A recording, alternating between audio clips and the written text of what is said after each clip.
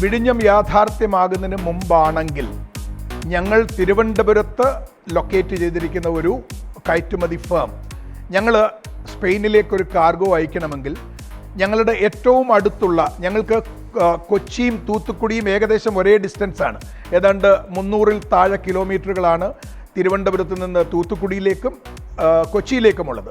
ഞങ്ങൾക്കത് ഒന്നുകിൽ കൊച്ചിയിൽ കൊണ്ടുവന്നിട്ട് അവിടുന്ന് കയറ്റുമതി ചെയ്യാം, അല്ലെങ്കിൽ തൂത്തുക്കുടിയിൽ കൊണ്ടുവന്നിട്ട് അവിടുന്നും കയറ്റുമതി ചെയ്യാം.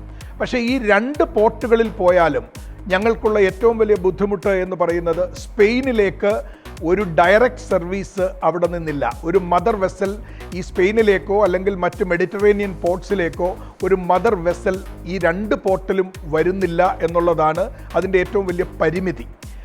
അതുകൊണ്ട് ഞങ്ങളിപ്പോൾ കൊച്ചിയിൽ കൊണ്ടുവരുമ്പോൾ തിരുവനന്തപുരത്ത് നിന്ന് ഒരു ഷിപ്പിൻ്റെ കട്ട് ഓഫ് ഷെഡ്യൂളിനൊരു 4 ദിവസം മുമ്പോ 5 ദിവസം മുമ്പോ ഞങ്ങളുടെ കാർഗോ അവിടെ പോർട്ടിലെത്തിച്ച് അത് ചിലപ്പോൾ പ്രത്യേകിച്ചും ഈ ഹോർമൂസ് ഇഷ്യൂസ് വന്നതിന് ശേഷം ഒരു വെസലുകളും ഷെഡ്യൂളുകൾ കറക്റ്റായിട്ട് കീപ്പ് ചെയ്യാൻ അവർക്ക് സാധിക്കുന്നില്ല.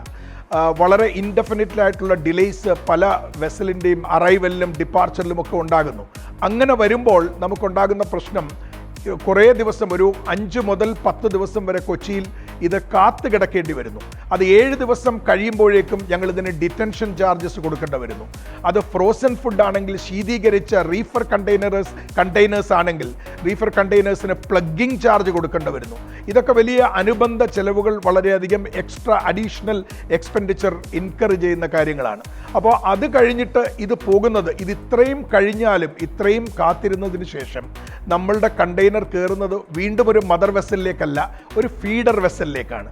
ആ ഫീഡർ വെസൽ ഒന്നുകിൽ കൊളംബോ തുറമുഖത്ത് പോകും, ഇല്ലെങ്കിൽ സിംഗപ്പൂർ തുറമുഖത്ത് പോകും, ഇല്ലെങ്കിൽ മലേഷ്യയിലെ പോർട്ട് ക്ലാങ്ങിൽ പോകും, ഇല്ലെങ്കിൽ ദുബായിൽ ജബലാലിയിൽ പോകും. അവിടെ ചെന്നിട്ട് ഇത് അവിടെ ഇറക്കി വെച്ചിട്ട് ഏതാണ്ട് ഇതേ തരത്തിലുള്ള ഒരു ഡിലേ അവിടെ മദർ വെസൽ വരാൻ അത് ഇതേപോലെ 5-10 ദിവസങ്ങൾ എടുക്കുമ്പോൾ ആ മദർ വെസലിന് വേണ്ടി കാത്തു കിടക്കുന്നു. ആ മദർ വെസലിൽ ഇത് ലോഡ് ചെയ്താൽ തന്നെ അവിടെ നിന്ന് പോകുന്ന മദർ വെസലുകൾ നേരിട്ട് സ്പെയിനിലേക്ക് പോകണമെന്ന് ഒരു നിർബന്ധവുമില്ല.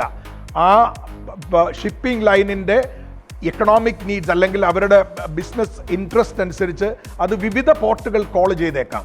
അപ്പോൾ ഇതെല്ലാം കഴിഞ്ഞ് ചെയ്യുമ്പോൾ ഇതവിടെ എത്തുമ്പോൾ സ്പെയിനിലെ വാലൻഷ്യ തുറമുഖത്ത് എത്തുമ്പോൾ 50 മുതൽ 60 ദിവസം വരെ എടുക്കുന്നിടത്താണ് നമുക്ക് നേരിട്ട് 28 ദിവസം കൊണ്ട് ഇതവിടെ എത്തുമ്പോൾ ഞങ്ങളുടെ റിയലൈസേഷൻ, ഞങ്ങളുടെ ഫിനാൻഷ്യൽ റിയലൈസേഷൻ 60 ദിവസം കൊണ്ട് നടക്കുന്ന റിയലൈസേഷൻ 28 ദിവസം കൊണ്ട് നടക്കുമ്പോൾ വർക്കിംഗ് ക്യാപിറ്റലിൽ ഞങ്ങൾക്കുണ്ടാകുന്ന ലഭ്യത, അത് ഉപയോഗിച്ച് ഞങ്ങൾക്ക് വീണ്ടും പ്രോസസ്സ് ചെയ്യാൻ പറ്റുന്ന സാധ്യതകൾ, ഇതൊക്കെയാണ് യഥാർത്ഥത്തിൽ ഞങ്ങളെപ്പോലൊരു ചെറുകിട സംരംഭകരെ പോലെ ഞങ്ങളെപ്പോലുള്ളവർക്കുണ്ടാകുന്ന പ്രയോജനമായി ഞാൻ കാണുന്നത്.